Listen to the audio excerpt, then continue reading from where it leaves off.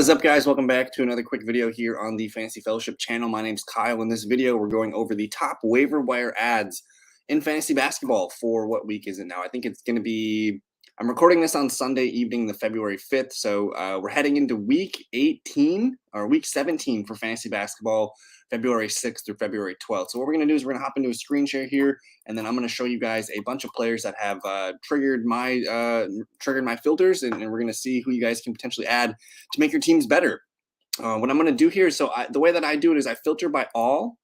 I'm going to hit last 7 days, and then I like hitting the plus minus tab, and that's going to filter guys to the top that have been added the most over the last 7 days for fantasy basketball, and then we're going to see their averages for the last 7 days. And the good news is a lot of these guys, most of the top guys here are under 10% rostered. So number one on the list, Precious Achiuwa, power forward center for the Toronto Raptors. On the season, he's averaging 22.6, but over the last 7 days, he's seen a spike up to almost 29 fantasy points per game. So a really solid ad here. I like that the minutes are starting to flirt above 30. Double doubles are definitely in his card here, and then the blocks have been coming in, steals coming in, assists. So for sure, points and rebounds, but he's going to get you some of the other stats as well. And he did put up a 50-point game not too long ago. Like, he's a very, very productive player, and it looks like he's kind of entrenched into the starting, the 5 spot here for the Raptors. So we love to see Precious Achiuwa. Again, only 20% rostered. Go pick him up. Deni Avdija coming in number 2 here, 7.5% increase, and he's been having a fantastic end of the month.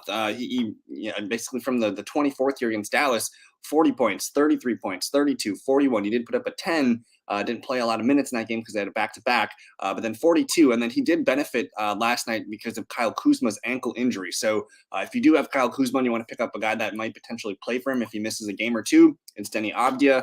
And even if Kuzma returns, Avdija does have potential to continue to be in our fantasy lineup. So he's playing some of his best ball of the season. His points are up dramatically, but he's going to touch all the categories. So Avdija only 13.4% rostered, averaging 31 points per game over the last 7 days.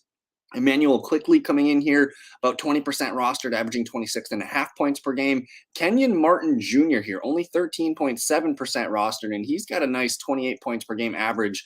That's looking like a nice pickup here. We've talked about Walker Kessler before on the show. He's up there at about 30%, so he's probably not available in most, deeper leagues.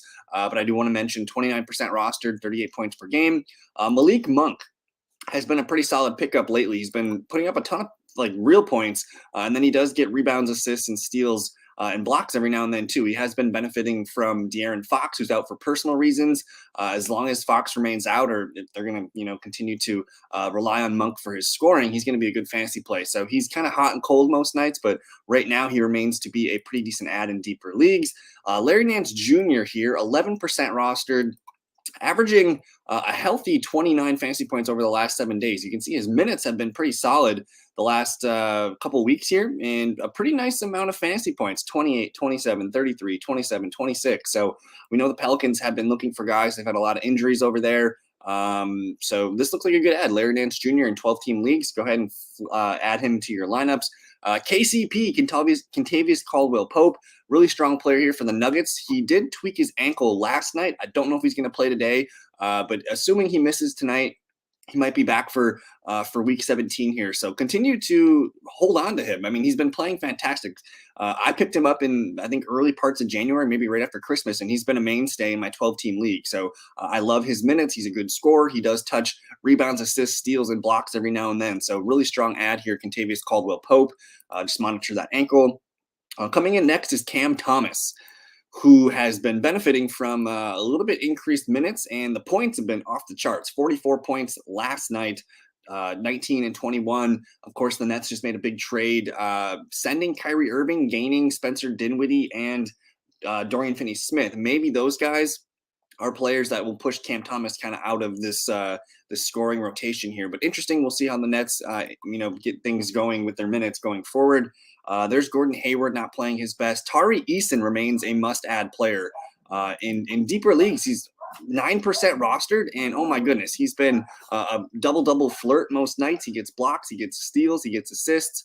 Really strong player here who's only going to get more and more minutes as the season goes on because the Rockets don't have anything to play for. So Tari Eason, one of those guys that needs to be picked up in deeper leagues. Bogdan, kind of too high owned. Aaron Naismith is playing well, 4.6% rostered, averaging 32.5 points per game the last 7 days. And you can see his minutes 33, 35, 32. The scoring is there. Rebounds, assists, steals, and blocks are there as well. So he's on a nice little 4-game heat streak here. I'm not sure if that's going to continue, but with Tyrese Halliburton back in the lineup, it does look like Naismith could potentially remain in the scoring column for the Pacers.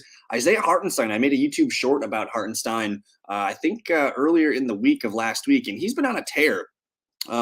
They're trying Jericho Sims there at the starting 5 while Mitchell Robinson's out, but it does look like Hartenstein's the better player right now. 16 points, 13 rebounds here on the 31st, 8 and 10, 5 and 11. He gets steals, he gets blocks, he gets assists. He's a really strong player. You can see here in the right-hand column, 32, 27, 35, 22.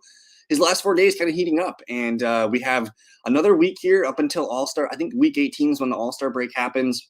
So up until then, we're probably not going to see Elijah Mitchell anytime soon. So up until the All-Star break and maybe even after, Hartenstein remains a must-add player.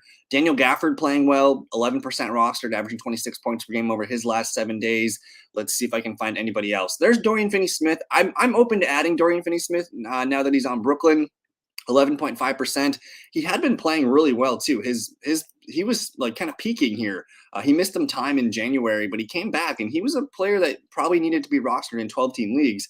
And who knows, maybe he could find himself more fantasy value. I know he's going to be alongside Kevin Durant, who remains out, but Finney-Smith should be a pickup with that new trade news. And then a couple other guys here. Drew Eubanks playing well, 3.4% rostered, averaging almost 21 fantasy points per game. And then I want to talk about Eric Gordon, because Eric Gordon's been one of the best scoring assets the last couple of nights here. 28 points, 25 and 24. Fantasy points off the charts, 40, 34, and 34. He's a potential trade candidate before the deadline, so we'll watch and see what happens there. But man, oh man, the last 7 days, he's averaging 37.8 points, only 5% rostered. Eric Gordon's one of the best pickups right now in fantasy basketball. And who knows, if he gets traded somewhere nice, we could see more value going forward. DeAndre Hunter, about 20% rostered, 27 points per game. Alec Burks, about 5% rostered, only about 19.2 points per game. But then Quentin Grimes remains a must-add player, 4.5% rostered and almost 26 fantasy points per game. My boy Xavier Tillman, I made a YouTube short about him not too long ago. He remains to be fantastic with Steven Adams out. So he's been seeing an increase of minutes. Everything else has gone off the charts for him. Only 3% rostered, and over the last 7 days, he's averaging 28.8 fantasy points. So we love Tillman. Let me see if I can find any other guys here that kind of trip our sensors. Jalen Williams, 20% rostered, 26.3 fantasy points his last 7 days. Dante DiVincenzo, we do know that Steph Curry is going to be out for a little while now that with his new injury. So DiVincenzo, 7% rostered, averaging 20.7 points per game. That's probably going to go up. I'm keeping an eye on Moritz Wagner here, 4% rostered, almost 20 fantasy points per game.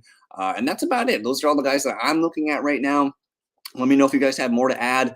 And again, looking at the schedule grid, week 17, it's our last full week before the All-Star break, because week 18, it's kind of, Monday, Tuesday, Wednesday, Thursday, and then it splits, and then we're not going to pick up until the following Thursday. So it looks like we'll have a good week off of basketball. It's going to be a 2-week kind of situation for your schedule. So the last full week of basketball is here. Make your pickups. Let me know if I missed anyone that should be, added in deeper leagues. And yeah, thanks for watching. Enjoy the rest of your weekend. Peace.